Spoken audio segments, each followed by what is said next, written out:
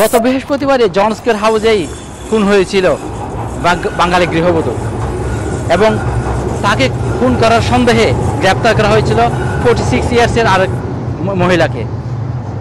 তবে এখন পর্যন্ত সেটার কোনো মোটিভ জানা যায়নি। আমরা যে পুলিশের স্টেটমেন্ট, সেই স্টেটমেন্টে জানতে পেরেছি তার যে মহিলাকে খুন করা হয়েছিল তার বয়স 21 বছর এবং যার দ্বারা আক্রান্ত হয়েছে, যাকে গ্রেপ্তার করা হয়েছে এই খুনের সন্দেহে, তার বয়স হচ্ছে 46 বছর।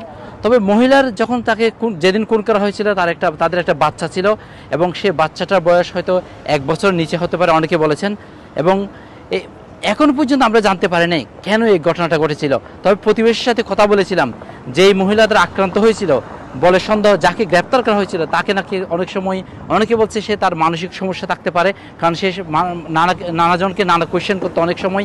এবং সবচেয়ে বড় বিষয় হচ্ছে এখন পর্যন্ত এখানে পুলিশ রয়েছে, এখন পর্যন্ত বিভিন্ন ফরেন্সিক অফিসার রয়েছেন। তবে কী কারণে এখন রয়েছেন সেটা আমরা এখনও জানতে পারছি না। আর আমরা জেনেছি মরদেহটা অলরেডি নিয়ে যাওয়া হয়েছে। এখন যে তথ্য মতো সেই তথ্য হচ্ছে যে তাদের যে মহিলাকে খুন হয়েছে তার বাড়ি বেসিক্যালি মানে বাংলাদেশেই, সে বাঙালি এবং তার সিলেটের বাইরেই তার বাড়ি বলে অনেকে বলেছেন ফরিদপুর তার বাড়ি।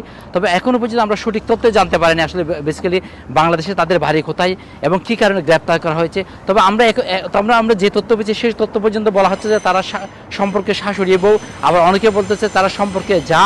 আসলে ঘটনার মূল রহস্য এখনো জানতে পারিনি, কারণ তাদের আত্মীয় স্বজন এখানে তেমন বেশি নেই। কারণ মেয়েটি গত 11 মে আমরা যতটুকু জানতে পেরেছি 11 মে বা 15 মে মেয়েটি বাংলাদেশ থেকে এসেছেন, বাংলাদেশে মেয়েটি বেড়াতে গেছেন। বাংলাদেশ থেকে আসার পরেই মেয়েটি হত্যাকাণ্ডের শিকার হয়।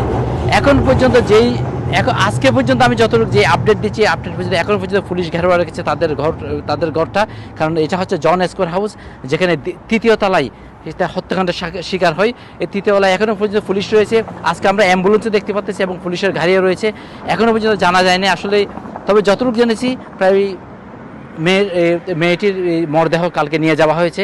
বাট এখনও পর্যন্ত কেন পুলিশ রয়েছে, বাট তারা একটা কী তদন্ত করতেছে এবং তারা প্রতিটি বাসায় নক করতেছে যে তাদের চেনে কিনা, তারা এই সম্পর্কে কোনো কিছু তথ্য জানে কিনা, সেই বিষয়গুলো এখনও পর্যন্ত পুলিশ সেই তথ্য নেওয়ার ট্রাই করতেছে। কিন্তু কী কারণে ঘটেছে সেই তথ্য এখনও পর্যন্ত পাওয়া যায়নি। এরপর যদি আমরা আর কোনো তথ্য পেয়ে থাকি তাহলে আপনাদেরকে জানাবো। হেফাজুল করিম রকিব, NL 24।